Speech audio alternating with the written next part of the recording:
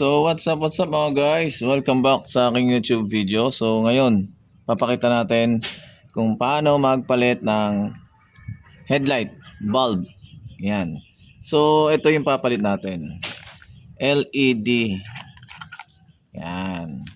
So sa mga nagtatanong nga pala kung ano ang socket ng TMX125, ang socket niyan ay BA20D white. So, nabili ko tong LED light sa Shopee around 110 pesos. Yan, ilalagay ko na lang sa description yung link na pinagbilang ko. Yung low nito ay white at yung high nito ay white. Pero meron kang mabibili na white, yellow.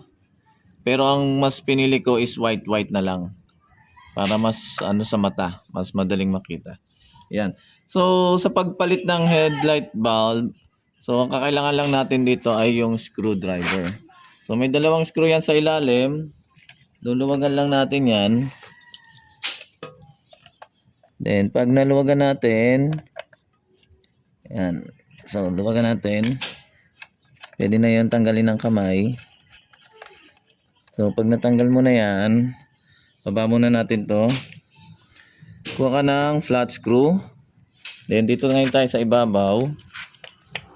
Sikutan lang natin to. Yan. Pag nasikot mo na yan, labas na ang kalamnan yan. So, ito yung headlight bulb. So, tanggalin natin. Hindi kita. Yan. Yan o. So, ang pagtanggal niyan, ipupush mo siya, push, then twist ng counterclockwise. Pakita ko ngayon. Push, then counterclockwise. So, yun. So, sa pagbalik naman, re-reverse lang natin yung process. Ito yan. So, itong dalawang, yan, hindi ko alam tawag yan, magkaiba ng size yan. So, hindi yan papasok pag mali. So, kailangan yung maliit sa maliit, yung malaki sa malaki. So, ang pagpasok niyan, push, then twist mo clockwise. Push, then clockwise. So, ganun lang kadali. Diba? So, sa pagkabit naman dito sa ating assembly, yan, meron yan dito, yung pinaka-lock, saka spring. So, hindi ko na tinanggal yung spring. Yan, may spring yan eh. So, pasok lang natin, hahatakin lang natin. Tapos, ilalak lang natin, nakikita nyo ba? Yan. So, pag nalak mo na yon, okay na. Di ba? So, pagbalik niyan, napakadali. Ganyan lang. Tapos, ito, ilalak nyo doon. So, pakita mo. Nakaganyan. Then, papasok mo siya. Pag napasok mo, tutulak mo sa baba. Then, pag napasok mo na, lalapat lang natin. Kunin natin yung tornilyo. Tornilyo natin sa baba.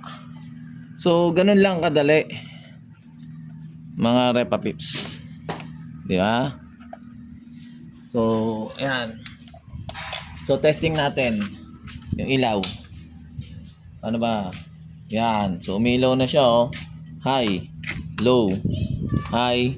Low. High. Low. Yan. So, di ba? No, naka-LED lights na tayo. So, hanggang dito na lang ang video, mga Kerp. Huwag kalimutan pindutin ang subscribe button. See you on the next DIY. Destroy it yourself. Bye-bye.